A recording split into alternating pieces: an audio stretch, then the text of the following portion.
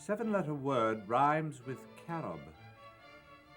Well, what brings you to our humble abode on this cold and windy morning, Inspector Gregson? I'm certain it's not for Mrs. Hudson's tea and crumpets. Likely not. It's murder, gentlemen. A very troubling murder. How unfortunate. Please, tell me everything. The chief accountant for the Bank of England, Oswald Mason, was found murdered at his home at 10 o'clock last evening by his wife.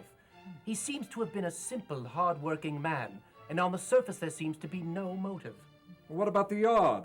I can't believe Scotland Yard has exhausted all its resources. Why are they turning to me? I am here at the request of the Exchequer. It seems that Mr. Mason was doing some important work for the Treasury, and the Chancellor wants to make sure that this gentleman's death has nothing to do with the work he was involved in. Have you any evidence that the murder is related to the Treasury matter? No. I tried to convince the Chancellor that unless some new evidence turns up, it looks as if Mason's death was just another commonplace murder that the Yard can solve. Holmes always says there's nothing so unnatural as the commonplace. You learn well, Watson. Ah! Yeah. And as soon as I finish this vexatious crossword puzzle, I shall look into the matter.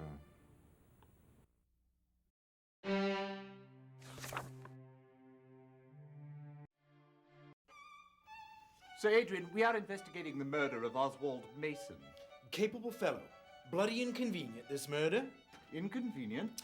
Mason was to have a report for me, dealing with some rather embarrassing irregularities. Do you feel that his death might have anything to do with his work here at the Treasury? Well, the investigation was dealing with some rather large sums of money. But a murder, it doesn't make any sense. It won't stop the investigation, only delay it. Besides, all of Mason's papers were accounted for. What was the nature of Mr. Mason's investigation? Well, as you know, the Exchequer is responsible for the financial well-being of the empire. We've relied on Bacon and Company to handle many of our investments. Do you know them? They are one of the largest investment houses in London. Yes. And 6 months ago, it came to our attention that they are in deep financial straits.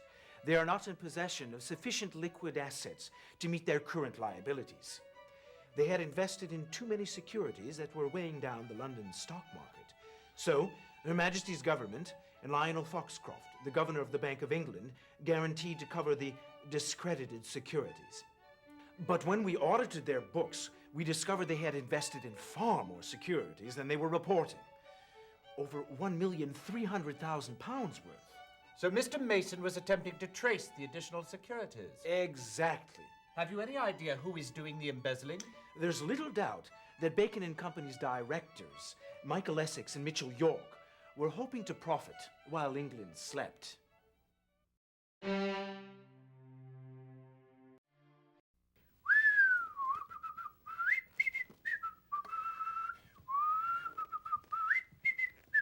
Standing guard, Constable Parks? Yes, sir, Mr. Holmes. Waiting for the Yard to make its final inspection, so I'm making certain everything stays just the way I found it last night. Where was the body found? Sprawled across the desk it was. You can see the blood stain on the top. The blighter put up quite a fight, I must say. How was he killed? Head was bashed in by a statue. Is there any indication how the murderer got in? Looks like the upstairs window. It showed signs of forced entry.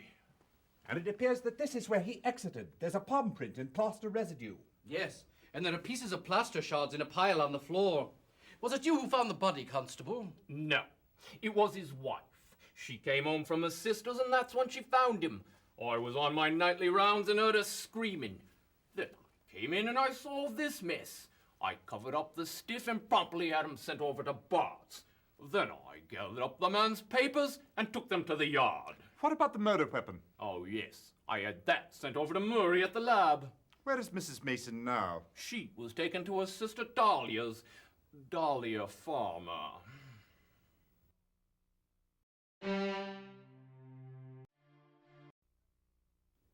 I'm sorry, but Nat Cook doesn't wish to see you. I hope you understand, but I can't force him. That's quite all right. I wouldn't care to be responsible for causing the upset of a hardened criminal. Perhaps you can tell me a bit about him. Nat Cook hasn't been a spot of trouble since he's been here. Keeps to himself, really. But it must make prison life a lot easier to take, knowing you've got £100,000 worth of diamonds waiting for you on the outside. However did he come upon such incredible wealth? The DeVries diamond robbery. Oh, yes, I recall. They were never recovered. Do you suppose he confided their whereabouts to anyone? Well, like I said, he didn't talk much. The only confidant he ever had was his cellmate, who was released on Monday. And who might that be? A fellow by the name of Errol Hawke. And you should have seen the lady friend he left with. Got all the guards' knickers in a knot, she did. Acted like they'd never seen a woman before. But she was a looker. And I heard tell she could sing like an angel.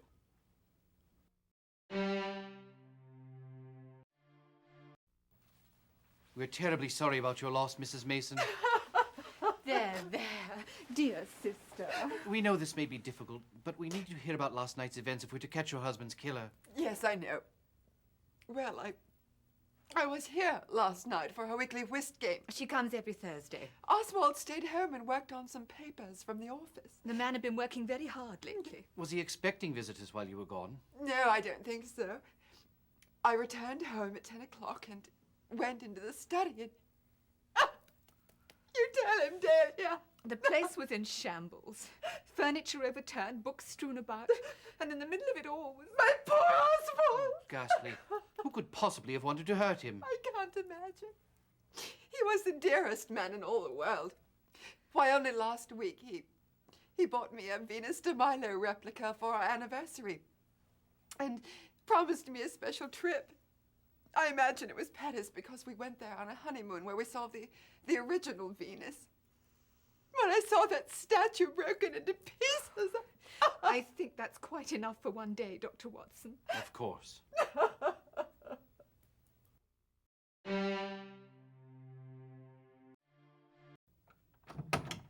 She's not in, Governor.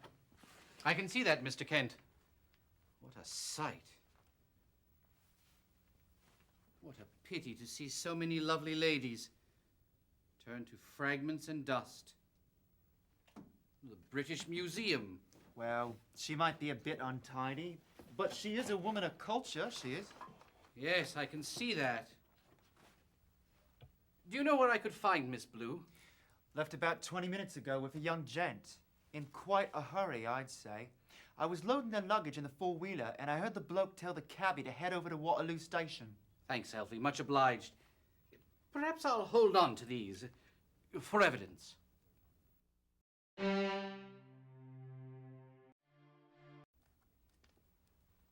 Excuse me. I'm eager to see one of your Venus de Milo statues. So sorry, sir. We sold out of them yesterday. Do you have the names of the customers? It was just one woman. She bought all 5. Said her name was Mrs. Smith. I am certain I've seen her on stage before, although not under that name.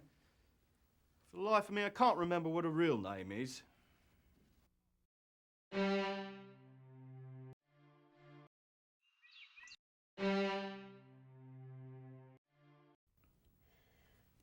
How can I help you, gentlemen? We understand you were informed of Mr. Mason's death. Yes. Mr. Kimball gave me the bad news this morning. Can you think of any reason why anyone would want to murder Mr. Mason? Oh, no. He was such a nice man. He was tremendously well liked by everyone at work. And he and Mrs. Mason have been so very kind to me ever since my husband died at sea 3 years ago. Why, they've almost been like a family to me. Last week for my birthday, they gave me a lovely little statue. Oh. There, Mrs. Brown. I'm sorry. I was just thinking about when I came home from work late last night. My little birthday statue had fallen onto the floor and was broken into bits. It was almost as if it was an omen. Perhaps we should go, Holmes. Good thinking, Watson. I'm sorry, gentlemen. It's just that this is all so very difficult. You told us quite enough, Mrs. Brown. We'll just show ourselves out. Stiff upper lip.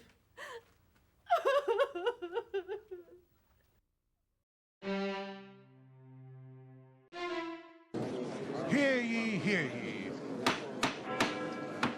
The Queen's Court now stands in order. Mr. Holmes, I am Sir Edmund Vincent. Indeed. Well, I see. But what about... Well done. I applaud your deductive skills. You will make a fine detective for Scotland Yard one day. However, You'll have to do much better if you wish to match the sleuthing expertise of Mr. Holmes. Excellent job on a most difficult case. If we had been doing our best, we could have solved this one in less points, but we're not too far off, are we?